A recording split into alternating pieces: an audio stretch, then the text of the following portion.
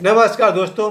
करोड़ों सनातनियों का महासम्मेलन महाकुंभ आज चौथा दिन हम लोग का महाकुंभ चल रहा है प्रयागराज में।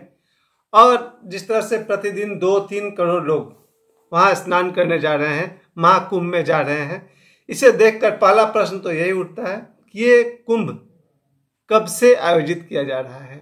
इस पर हमने कुछ अपने मित्रों से बातचीत की जो कि सनातनी विश्व मंच के सदस्य हैं। उनसे मैंने पूछताछ की कि ये कुंभ जो लगता है 4 जगहों पर, ये कब से इसका आयोजन हो रहा है। तो इतिहास से बहुत पहले से हो रहा है। इतिहास जब से लिखा जाना शुरू हुआ उसके पहले से पुरान होता है। इतिहास जितना भी है, आप मुश्किल से 2000 वर्ष का इतिहास हम लोग को मिलता है, लेकिन ये कुंभ कम से कम अनुमान है कि ये सतयुग से लग रहा है, यानी कि त्रेता, सतयुग, द्वापर, कलयुग, यानी कि हजारों वर्ष पहले से कुंभ लग रहा है। और कुंभ भी 4 प्रकार के हैं, जिसमें से 3 प्रकार का कुंभ तो मुझे भी समझ में आता है और चौथा आप लोग बताइएगा। जैसे कि मैंने सुना कि अर्ध कुंभ हर 6 वर्ष पर लगता है, और जो कुंभ है, पूर्ण कुंभ कहिए, वो 12 वर्ष पर लगता है, और जो महाकुंभ है वो 144 वर्ष पर लगता है।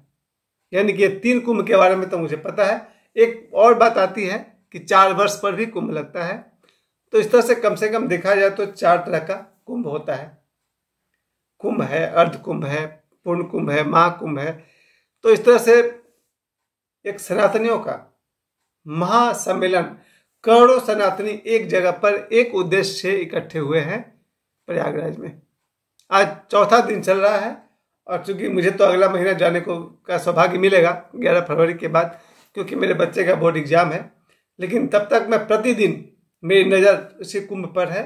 और कुंभ में मेरे लगभग सभी गुरु इसलिए कहता हूँ कि मेरे जीवन में एक गुरु तो दीक्षा गुरु तो ओशो है, लेकिन इसके अलावा बचपन से जिन गुरुओं ने मुझे अपना ज्ञान, अपना सहारा दिया है, शुरुआत में ही देखा जाए तो महाराज जी, जिसे बाल योगेश्वर परमहंस भी कहा जाता है, तो महाराज जी से मेरे जीवन की शुरुआत है।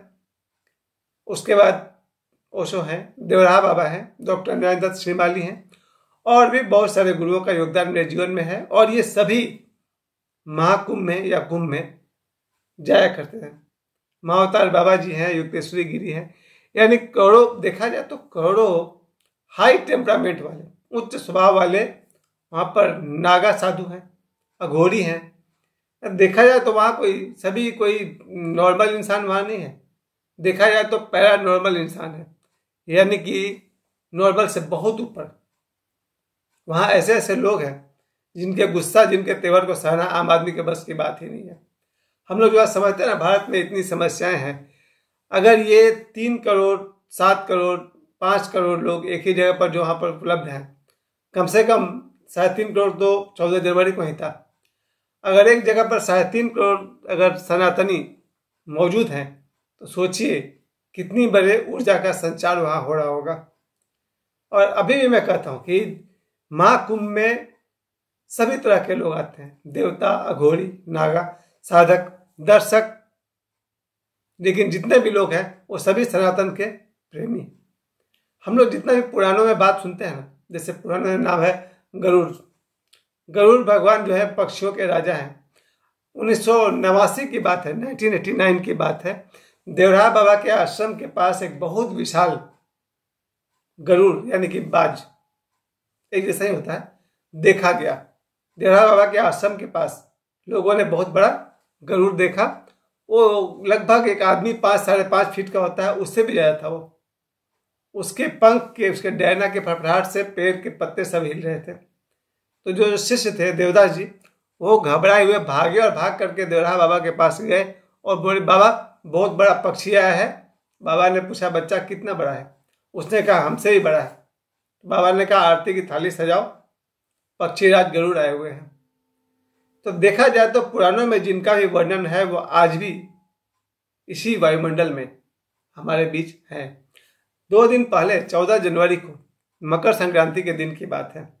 मैं अपने छत पर, आज से 2 दिन पहले की बात है, 1 दिन पहले, परसों की बात है ना, मैं अपने छत पर सुबह सूरज को अर्घ्य दे रहा था कि आज मकर संक्रांति है। और मेरे सिर के पास एक कौवा बैठा हुआ था। सुबह के 6-7 बजे के बीच की बात है। वो कौवा कुछ बोल रहा था, लेकिन वो काँव काँव नहीं कर रहा था, और वो कौवा कौवे जैसी आवाज में भी बात नहीं कर रहा था, वो आदमी की आवाज में बात कर रहा था लगभग।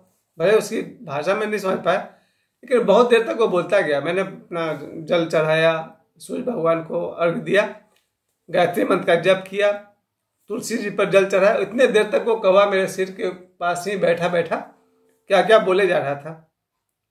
फिर मैं नीचे आया, सोचा उसके कुछ खाने के लिए ले आऊं। दोबारा मैं छत पर गया, तब तक वो जा चुका था। मैंने बच्चों से कहा, अपने बच्चों से कहा कि देखो मेरे पास काक भुसुंडी जी आए हैं, क्योंकि वैसा भी श्री रामचरितमानस में वर्णन है कि तुलसीदास जी को काक भुसुंडी जी ने दर्शन दिए थे। मेरा मानना है कि 14 जनवरी को जो मेरे छत पर कौवा आए थे वो काक भुसुंडी जी थे। ये इसलिए मैं कह रहा हूँ कि जब से मैंने देवराहा बाबा की संगति की है, तब से मैंने सीखा है उनके सत्संग में कि भगवान कृष्ण भी देवराहा बाबा के पास आए थे 1986 में। 1986 की बात है। देवराहा बाबा ने यह घोषणा कर दिया कि आज मैं शरीर छोड़ दूंगा, लेकिन वृंदावन में नहीं, हिमालय जाकर के। और बाबा को जल पर भी चलने आता था, वायु में भी, गगन में भी चलने आता था, और पृथ्वी पर तो चलते ही थे। यानी तीनों मार्ग पर उनको चलना आता था, वायु मार्ग, जल मार्ग और थल मार्ग। वो किसी भी मार्ग का उपयोग कर सकते थे। यहाँ तक कि एक स्थान से दूसरे स्थान पर जाना उनके लिए कोई भी असंभव बात नहीं थी। बाबा ने 1986 में ये घोषणा कर दी अपने शिष्यों के बीच कि आज मैं हिमालय चला जाऊंगा रात को और अपना शरीर त्याग कर दूंगा। सभी शिष्य उदास थे और आश्रम के बाहर में बैठे हुए थे, कुटिया के बाहर बैठे हुए थे। जब सुबह हुई और शिष्यों ने देवराहा बाबा को देखा कि वो तो मचान पर बैठे हुए हैं, बड़े खुश हुए और उन्होंने कहा बाबा आप नहीं गए, आपको हिमालय जाना था, शरीर छोड़ना था।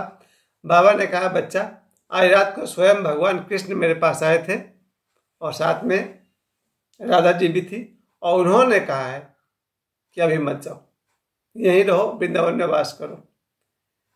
और 1986 से लेकर के 4 वर्ष तक देवराहा बाबा वहीं वृंदावन में रहे। इसका मतलब हुआ कि भगवान कृष्ण आज भी दर्शन देते हैं जो योग्य लोग होते हैं। देवराहा बाबा को स्वयं भगवान श्री कृष्ण ने रोका वृंदावन में। यही बात योगानंद जी अपने बुक एन ऑटोबायोग्राफी ऑफ योगी, यानी कि योगी कथामृत में कहते हैं योगानंद जी कि मुंबई के होटल रिजेंट में मुंबई के होटल रिजेंट में भगवान श्री कृष्ण ने योगानंद जी को दर्शन दिए। फिर आज से 400 साल पहले मीराबाई कहती है कृष्ण भगवान ने उनको भी दर्शन दिए। इसका मतलब कि जो योग्य हैं वो आज भी भगवान के दर्शन करते हैं। तुलसीदास जी को तो बहुत लोगों ने दर्शन दिए, भारद्वाज मुनि हैं, काकभूषुंडी जी हैं, भगवान श्री राम हैं, लक्ष्मण जी हैं, हनुमान जी हैं। तो जो महाकुंभ हो रहा है वहाँ पर हम लोग जिस सनातन की बात कर रहे हैं, सभी देवी देवता जिसको हम सभी ज़्यादा पढ़े लिखे लोग इसको कपोल कल्पना मानते हैं या फिर उसको क्या क्या कह लेते हैं। आज तो बहुत गड़बड़ भी हो गई थी। मैंने देखा वीडियो पर कुछ ग्रुप के लोग महाकुंभ को पाखंड और बकवास बता रहे थे, उनकी नागाओं ने पिटाई कर दी। हो गया, 2-4 झापड़ पड़ गया और उनके जो भी सामान था उसको जला भी दिया उन लोगों ने। मतलब क्या, भूल के भी नागाओं के सामने मत पड़िए भैया, नागाओं को गुस्सा मत दिलाइए, पिटा दिएगा। उस घटना को देखकर समझ में आया कि हिंदू धर्म का तो बात ही मत करिए, सनातन धर्म कहिए, और सनातन धर्म की मजाक उड़ाइएगा तो नागाओं से कुटा जाइएगा। ये खतरा है, क्योंकि वो महाकुंभ है और वहाँ पर लाखों साधु हैं और करोड़ों सनातनी हैं। इसलिए वहाँ अगर कोई सनातन धर्म का मजाक उड़ाएगा तो कुटा पीटा जाएगा। इसलिए महाकुंभ में गलती मत करिए। अब मुझे लग रहा कि आज चौथा दिन है। आज को भी अगर मैं कलेक्ट करके देखूं, कल तक मैंने आपको बताया था 3.5 डेढ़ 5 2 7, आज 9 करोड़ के आसपास लोग महाकुंभ में स्नान कर चुके होंगे। जो वास्तविक रिपोर्ट है वो मैं कल के वीडियो में आपको बताऊंगा। अभी तो यही कहूँगा, पूरे भारत की नहीं पूरे विश्व से बड़े बड़े लोग और सनातन प्रेमी महाकुंभ प्रयागराज पहुँच रहे हैं और मैं भी पहुँचूंगा। और मुझे बहुत खुशी है कि अब आज का सनातनी जाग गया है और बहुत बढ़ चढ़ करके अब भारत की तरक्की यानी विकास को कोई रोक नहीं सकता है। शर्त अब भी वही है, सनातनियों का पहला कर्तव्य गो रक्षा और गो सेवा। सभी सनातनी अपने घर के बनी हुई रोटी और अनाज गायों की सेवा में लगाएं। एक रोटी ही सही मगर गायों को दीजिए। और गो रक्षा करना सनातनियों का प्रथम कर्तव्य है। कल आगे फिर बात करेंगे। अभी एक बार फिर से सनातन धर्म की जय।